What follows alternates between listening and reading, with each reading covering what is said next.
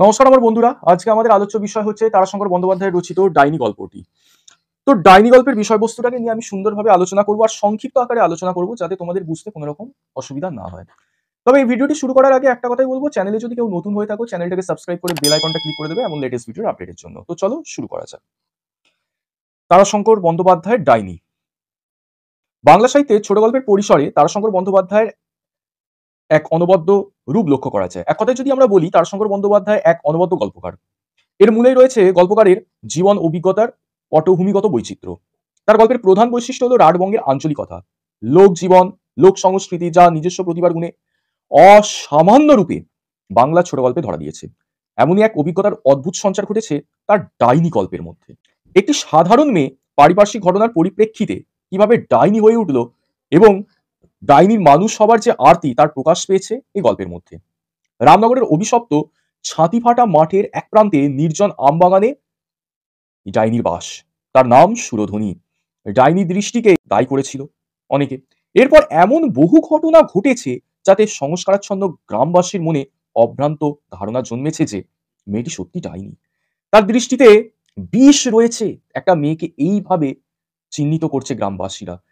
শুধু গ্রাম্য লোকেরই কুসংস্কার নয়, সবচেয়ে বড় কথা, নিজেও সেই চরিত্রটি বিশ্বাস করলো যে ডাইনি হয়ে গেছে। কেন? এই সামাজিক অবস্থা, পারিপার্শ্বিক অবস্থা তাকে এই বিশ্বাস করাতে বাধ্য করেছে। আর তার জন্যই সে বিশ্বাস করেছে। শুধু গ্রাম্য লোকের কুসংস্কারই নয়, সবচেয়ে বড় কথা, নিজেও বিশ্বাস করলো সে ডাইনি। এটা আমরা দেখতে পেলাম। বিড়ালের মতো দৃষ্টিতে যাকে তার ভালো লাগে, তার আর রক্ষা থাকে না। এর অর্থটা হচ্ছে, মানে ওই ডাইনি বা সেই মানুষটা যার দিকেই তাকায় সে আর বাঁচে না। আর তার যে বিড়ালের মতো দৃষ্টি, সেটাই কিন্তু কবি অনেকটা চিহ্নিত করেছে। এবার বিড়ালের মতো দৃষ্টি কেন বলছে? রাতেও দেখবে তোমরা বেড়ালরা দেখতে পারে। আর অনেকে বলছে সুরধনী নাকি রাতের বেলাতেও দেখতে পায়। তো সেই জন্য তার স্বামীকেও একদিন শোষণ করে মেরে ফেলেছিল সে। মায়ের কোলে কচি শিশু স্বাস্থ্যবতী যুবতী তার দৃষ্টিপথে পড়ার সাথে সঙ্গে সঙ্গেই দন্তহীন মুখে কম্পিত জিহার পড়াটা যেন খুলে যায়, নোনা লালায় ভরে ওঠে তার মুখ।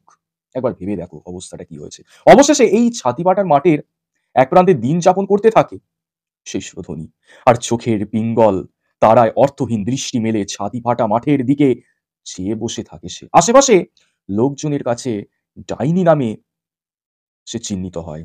পরিস্থিতি সকলে, অর্থাৎ এই যে পরিস্থিতি যেটা হয়েছে তার জন্যই এই চরিত্রটাকে অর্থাৎ সুরধনীকে সকলেই ভয় পায় আর ভয় করেও।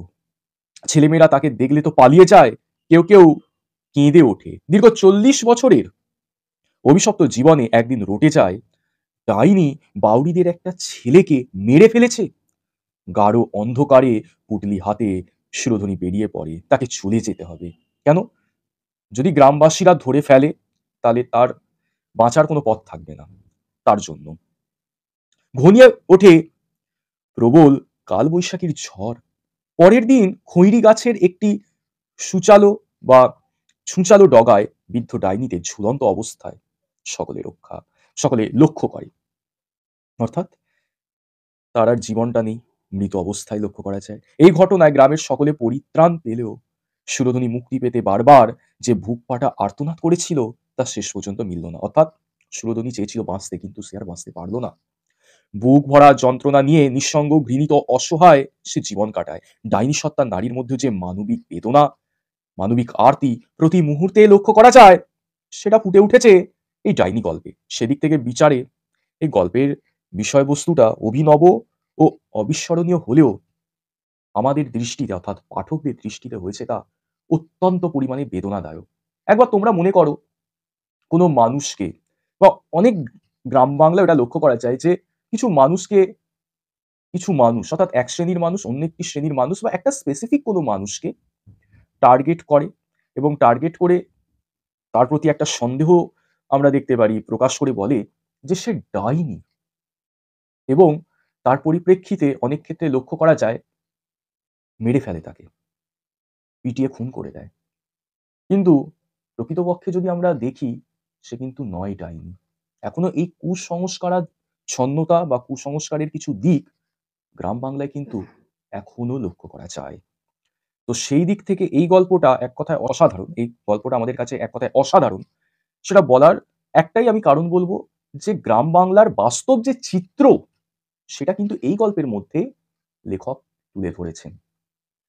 তো সেই ক্ষেত্রে আমি বলব এখানেই কবির বা লেখকের এক অসাধারণ নৈপুণ্যতা। তো আজকের আলোচনা এতটুকুই। কোন পার্টটা ভালো লেগেছে জানাতে ভুলবে না।